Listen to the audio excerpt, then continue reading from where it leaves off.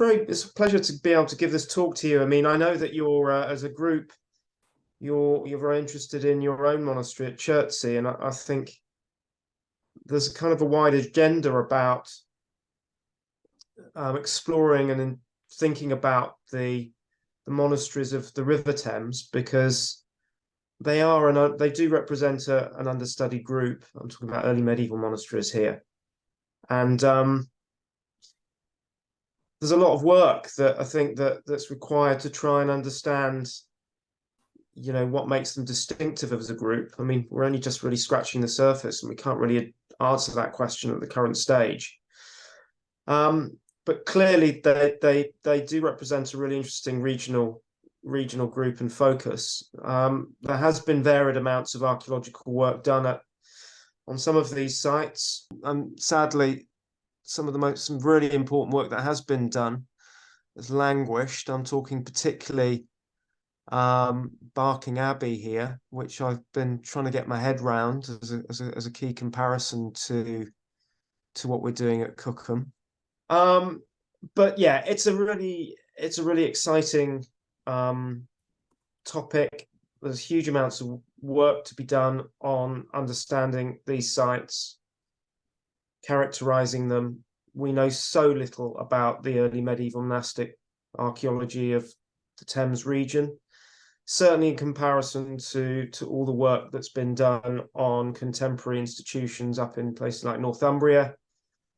I mean, you could say it about many regions of England, of course, but the Thames was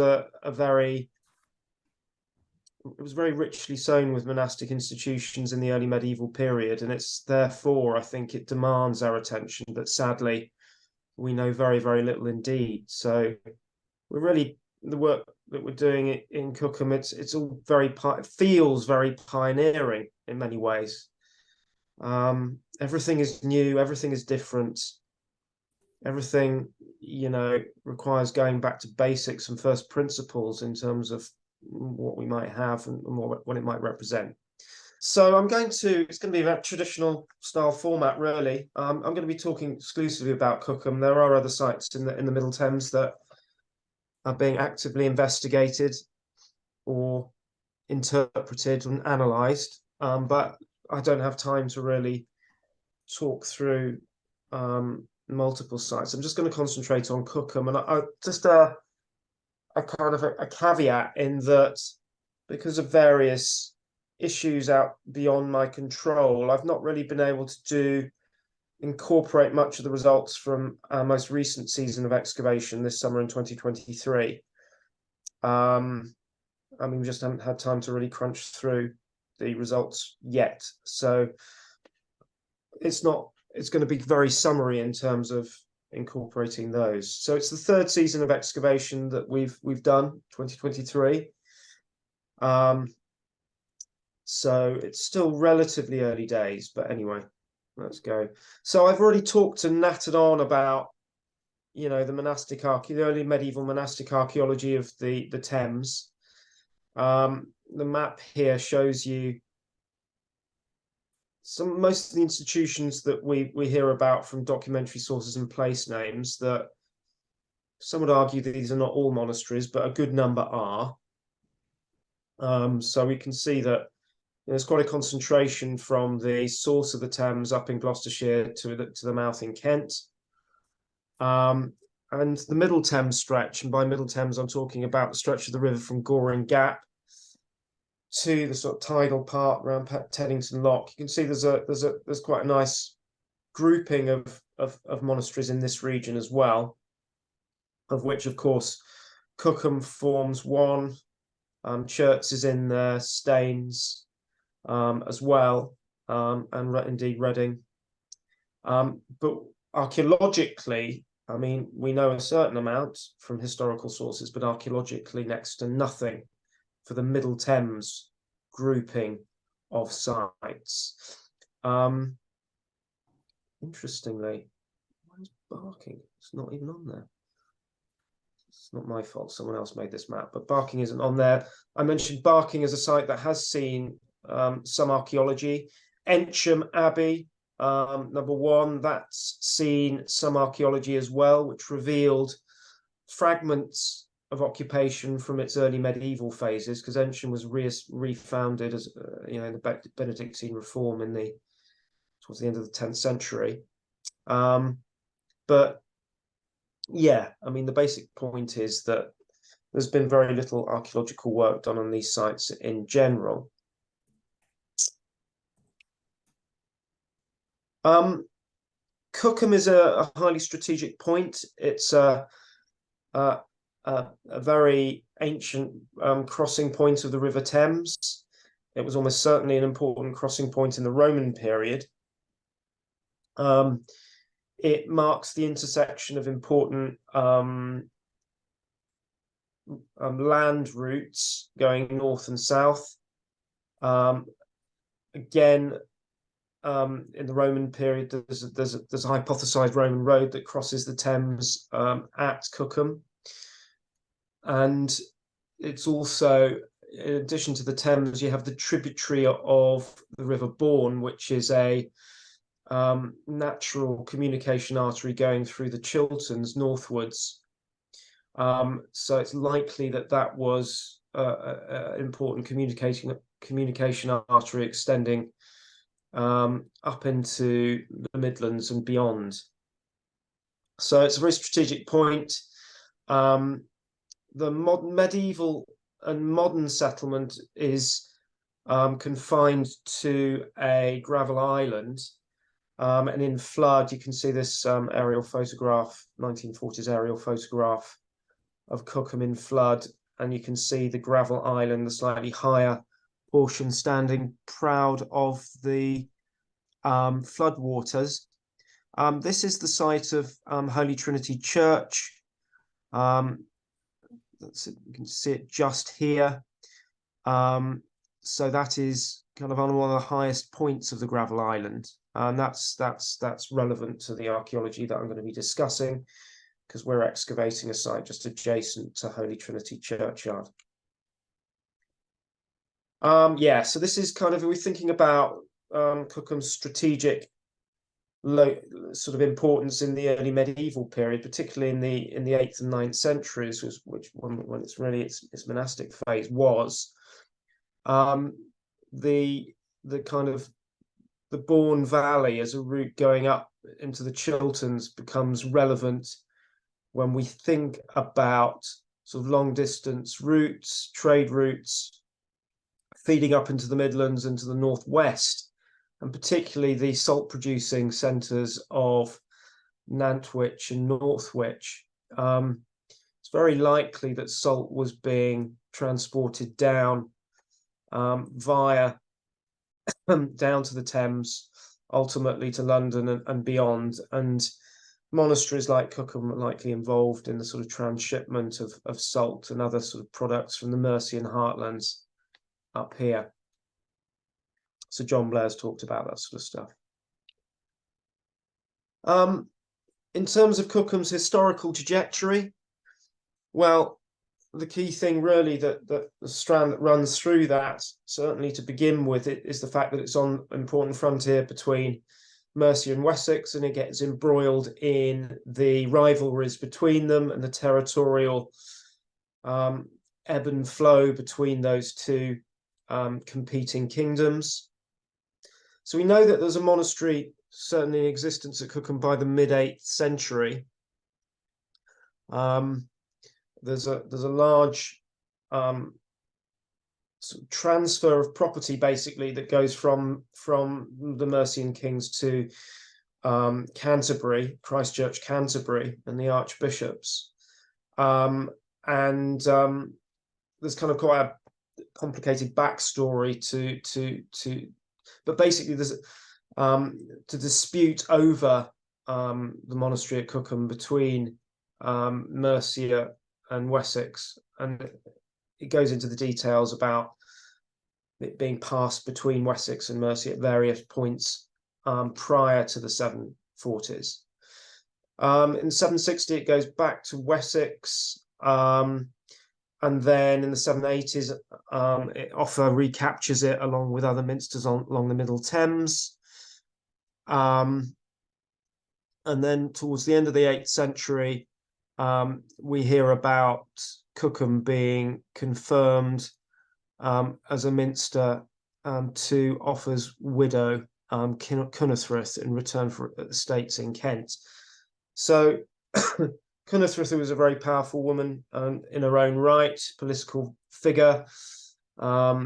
She really represents the only sort of historical person that we can really identify specifically with the monastery. But she clearly, the fact that she took control of Cookham demonstrates that it was a very important royal centre. It was important to, with the political vacuum and Offa's death, to take control of these places and to ensure that they pass down into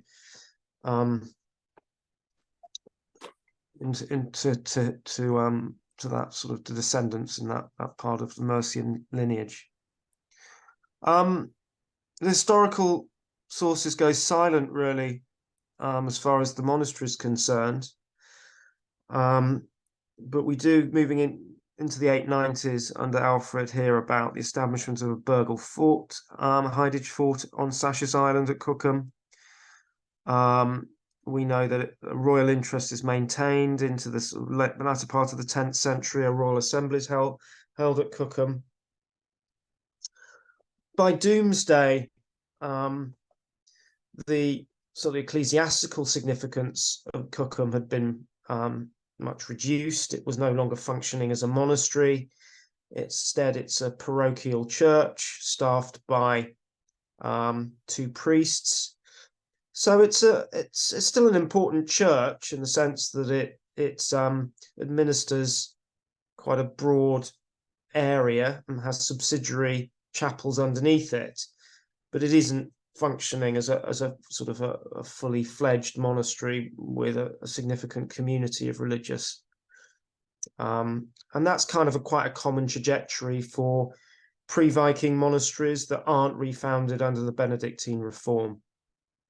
They get transmogrified into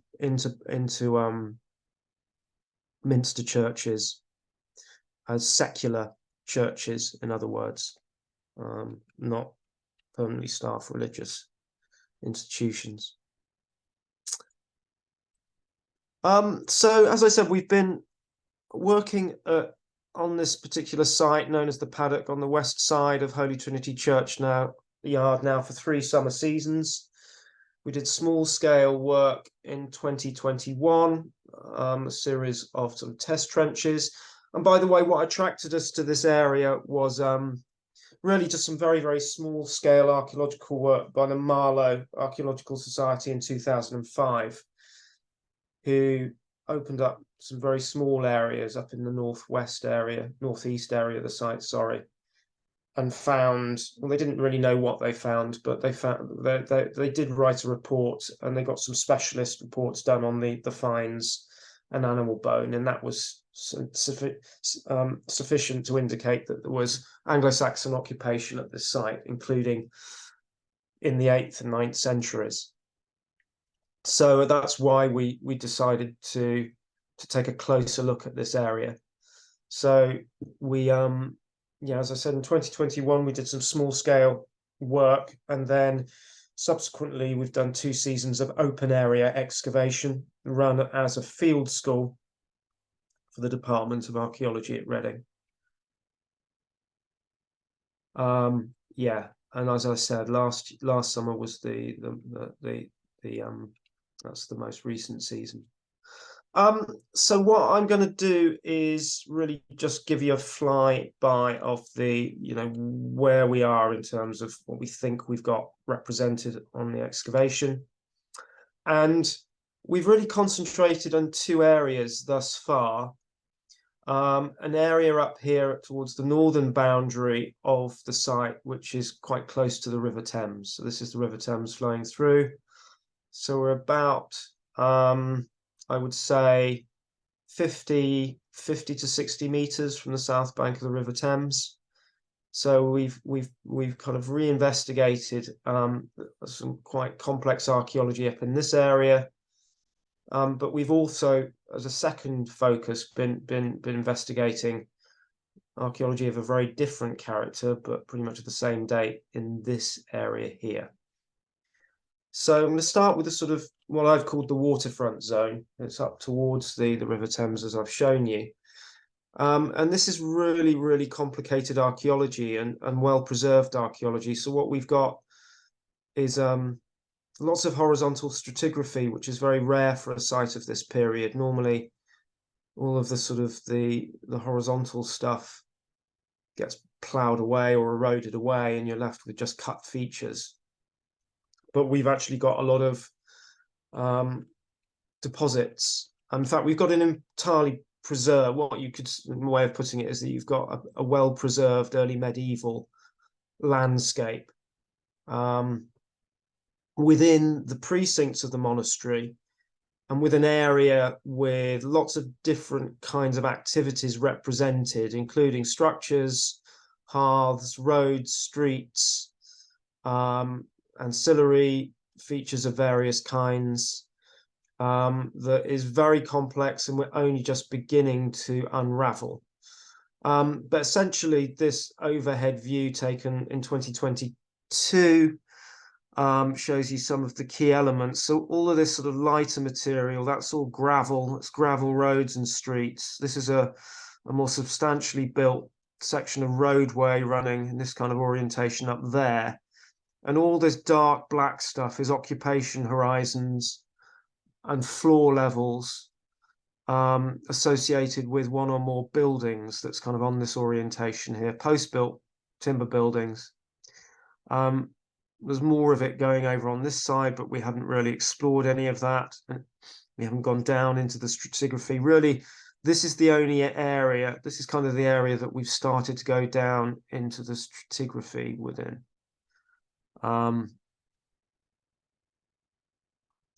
So, okay, right. So some of this is actually needs to be updated, but yeah. So what we've got basically is a very substantially built east-west roadway, rebuilt out of mainly recycled Roman building materials. There's lots of Roman roof tile, tegular, other types of tile. Most of the stone, chalk, and so forth has mortar adhering to it. So it's all come from a Roman building. It's been carted here and laid down to create this very sort of solid road surface. But feeding into that, there are these more lightly constructed gravel streets with pathways leading off them into structures that are all post-built.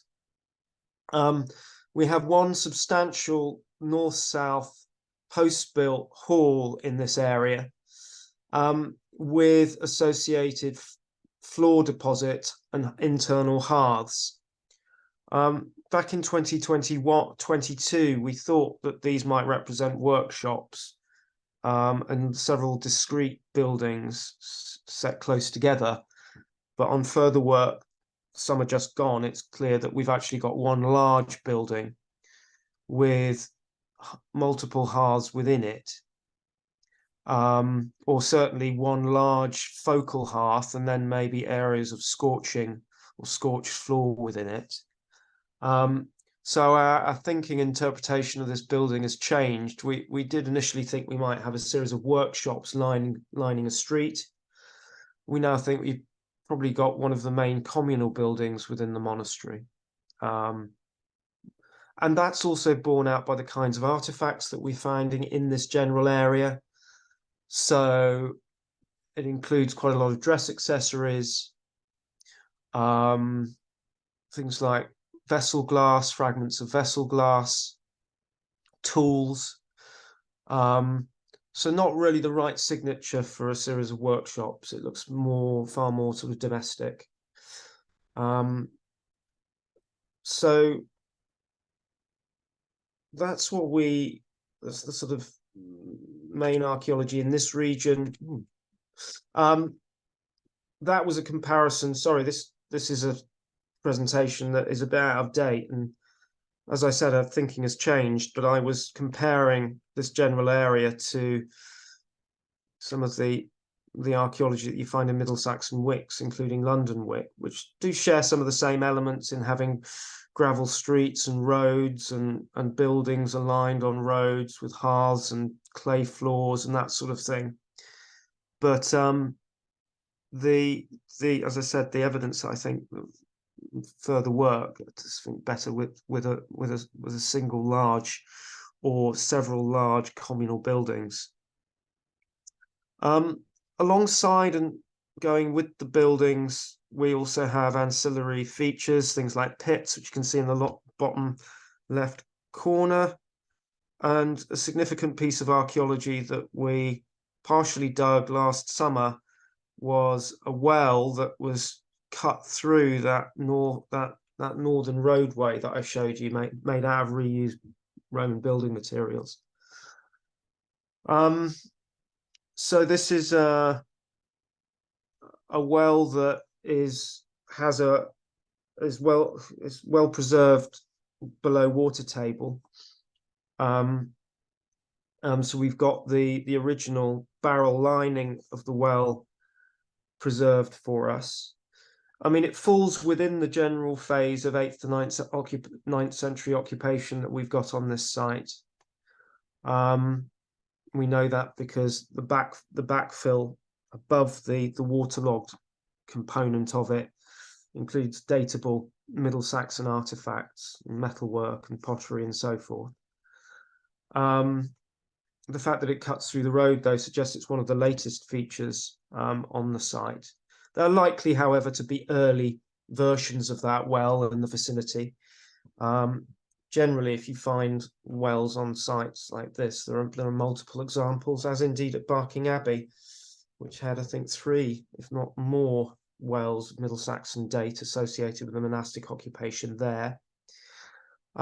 We didn't manage to bottom it last summer, but we will do going forward, and it's interesting. It's got quite a lot of organic material dumped back into it.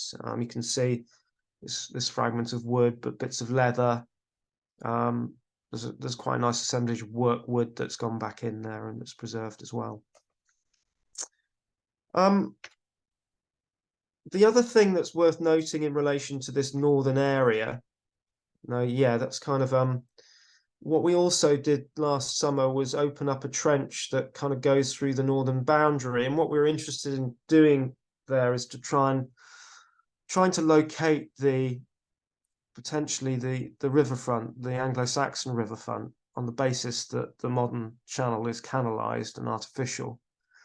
So the expectation was that the Anglo-Saxon riverfront would be closer to where we're excavating. So we opened up this narrow trench through this sort of wooden northern boundary to see what we could find.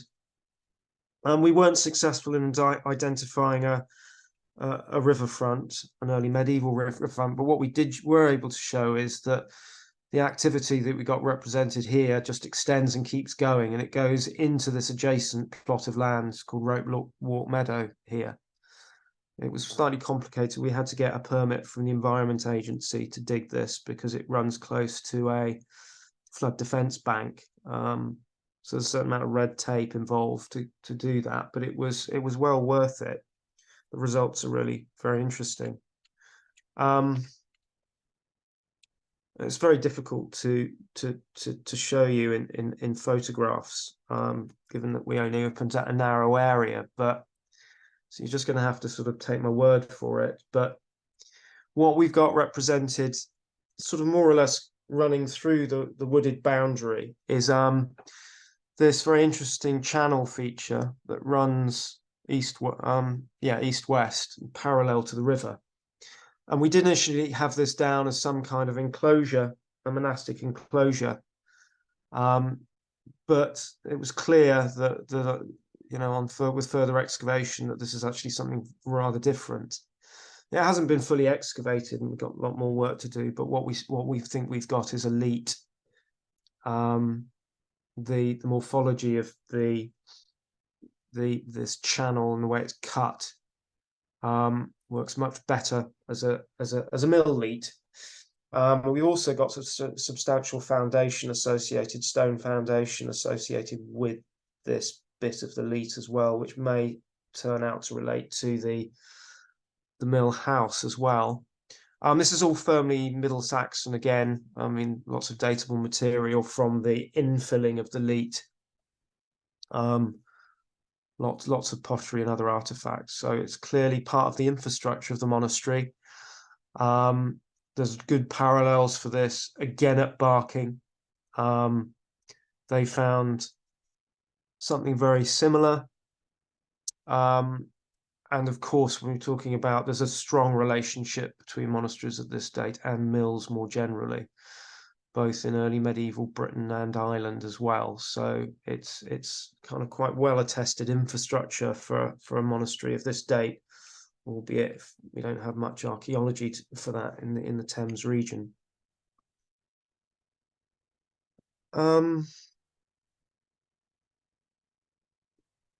So just to sort of, so the second area, so that's kind of the, so just to sort of recap, in this is northern riverfront zone, we've got lots going on. We seem to have a portion of the sort of the core of the monastery embracing some of the communal buildings that existed there, with some of the key infrastructure in terms of, you know, things like wells and the watermill that I mentioned. In the other area that I showed you that we've been examining further to the south, we've got something very different, which is a funerary zone. We first got a glimpse of that last year in 2022, when we opened up a sort of a 10 by 10, ostensibly to explore some boundary ditches that showed up on geophysics. But what we found was that these boundaries, and particularly this red boundary here, this north-south boundary, we found that they actually cut through a series of east-west interments. In addition, we found one complete interment just to the east of it down here. So clearly this boundary disturbed and was cut through an earlier portion of an earlier cemetery, or at least a group of burials. We had those radiocarbon dated, the burials, or at least one of the burials radiocarbon dated, providing a nice Middle Saxon date range for us, like 7th, 8th. And then we also got a nice date from this boundary here, which is late Saxon in date. So yeah, late 9th, 10th century range for that.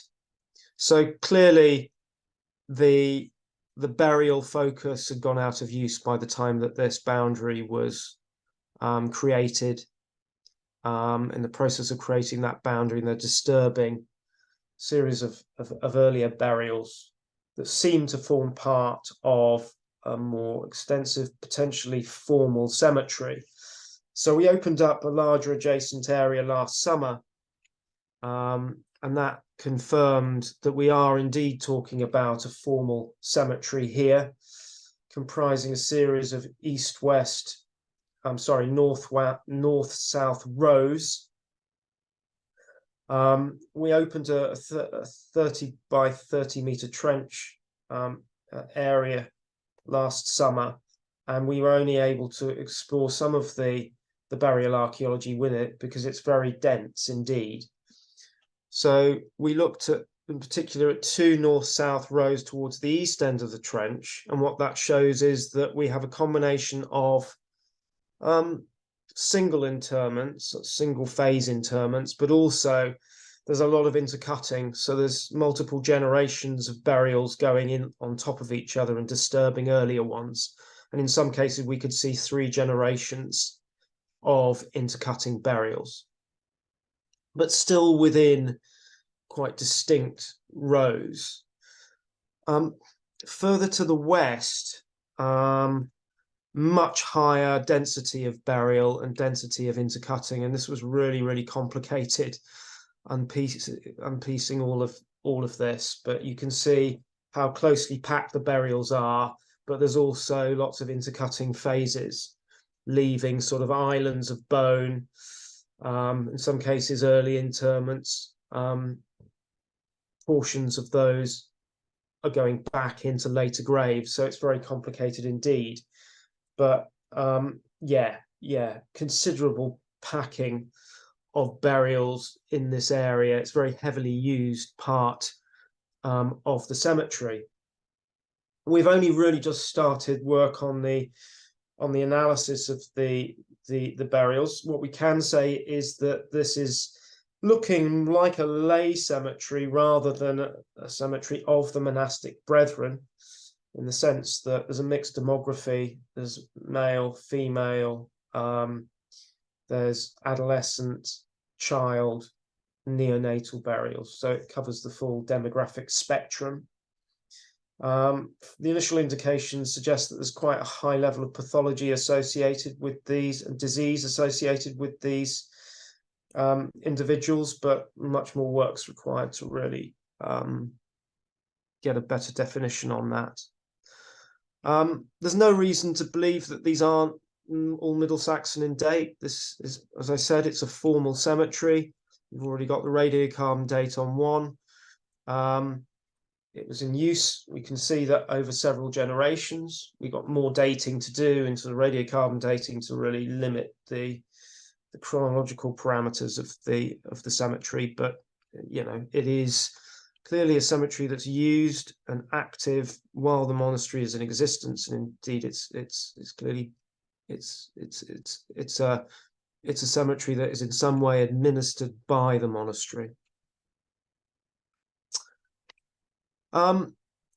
Artifactually, the site, although compared to a Roman site of contemporary date, it hasn't produced huge amounts of material culture. For a Middle Saxon site, it's produced a very significant assemblages of across the sort of full range of sort of type fossils you'd expect for an 8th to 9th century high status settlement, which is partly what a monastery is of this period. So we've got already a very interesting assemblage of glass, mainly vessel glass, but a few fragments of window glass in there as well. A very impressive assemblage of personal accessories, dress accessories, classic type fossils of the Mid-Saxon period, lots of strap ends, hook tags, some high-end quality stuff, including the silver pin at the top right here, which is stylistically, it's very sort of late 8th century. It's in the late 8th century Mercian style. We've got a pretty significant ceramic assemblage, embracing both local, regional, and international imports. Lots of tools relating to things like crafts like carpentry, bone working, textile manufacture. A few shatters, 8th century coins as well.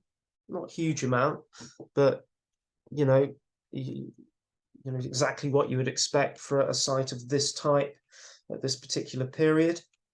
That confirms really that I think that the core of the activity that we're looking at is 8th century, probably with an extension into the 9th, the first half of the 9th, and but not much going on beyond that period. Certainly no evidence for kind of continuation beyond the 9th century. It's really massive animal bone assemblage already. We've had some of it assessed. It's got an elite, it looks like an elite assemblage in the extent of the amount, the quantity of pig that's represented. Got a high percentage of pig for a site of this period. Some wild animals. lots of meat-bearing elements, so potential feasting going on within a monastic context as well. But that assessment was only really done on the first year's assemblage. So no doubt, when we get the sort of full assemblage looked at, there'll be sort of new perspectives on consumption and diet within the settlement. Yeah, I mean, just working towards a sort of conclusion. I mean, I think it is a site with really significant research potential, and it kind of, we have very, very few monastic settlements of this period that have received that have been explored on an extensive scale. Certainly in southern England. I mean, the only other site that I can think of where that's happened is really Brandon in Suffolk, which was published not that long ago. It was dug back in the 1980s, but published quite recently. There you're on a similar sort of setting in respect that you're on a river island, or an island in the floodplain, the River Lark, I think, in this particular case. This is a commercial excavation, but you can see it's over an extensive area and able to show different zones within a wide monastic landscape, and showing the complexity and topographic complexity of sites at this period and why they really need to be ultimately investigated on a large scale. So at Brandon, you had one building that looked like a church. That's certainly how it's interpreted in the report, but it's unlikely to be the focal church. That's the important thing to say here, because the focal part of the site is probably underneath the medieval church, indeed, as it's likely to be at Cookham, with its own cemetery. You've got another cemetery up here. You've got large communal buildings that, hall-type buildings. You've got smaller ancillary buildings, workshop-y type structures. I mean, but there's really no comparable plan that you could produce for a monastery of this date, certainly anywhere in the Thames region. You probably won't be able to dig an area as big at Cookham as was done at Brandon, but even so, it would represent the sort of the most extensive exploration of a contemporary monastery in the Thames region, and would help to contextualize better, perhaps more poorly understood sites, more fragmented sites where the archaeology is more fragmented, including Barking, which I've mentioned already, as this site that has been excavated, but unfortunately the post-excavation work has not really happened. So yeah, I think certainly it's Cookham has huge research potential, and yeah, really I think it can help redefine our understanding of early medieval monastic institutions along the Thames, or certainly the middle and upper Thames. So yeah, it's very exciting. As I said, it's run as a field school for the Department of Archaeology. So there's a sort of a training element to the excavations. We also actively engage with lots of local volunteer groups and societies in the region. Berkshire Archaeological Society, Maidenhead, South Oxfordshire. So they're integrally involved with the excavations in various ways. Lots and lots of public engagement, and we're in the heart of the village, of course, but there's a lot of interest more broadly in sort of the Maidenhead sort of Slough area in what we're doing, and we try and sort of involve members of the public and engage with them as much as we possibly can.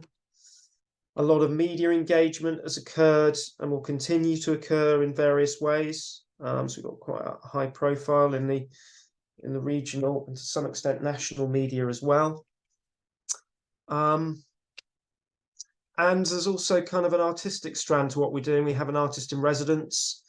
We're broadening the sort of creative kind of responses to what we're doing as we progress. Of course, there's a strong artistic link in Cookham with Stanley Spencer and the Stanley Spencer Gallery. He was somebody that really, whose work evokes the spirituality of Cookham as a place, and that's what our excavations are trying to recover. You know, a period in which spirituality was very much front and center of Cookham as a place. So there's a really sort of strong resonance there between what we're doing in terms of recovering the Anglo-Saxon archaeology and Cookham's sort of, I guess, international reputation as a centre of art and culture. Yeah, some more of Phillida Shelley's work, artists in residence. Yeah, so that's kind of, I think I'm gonna end things there.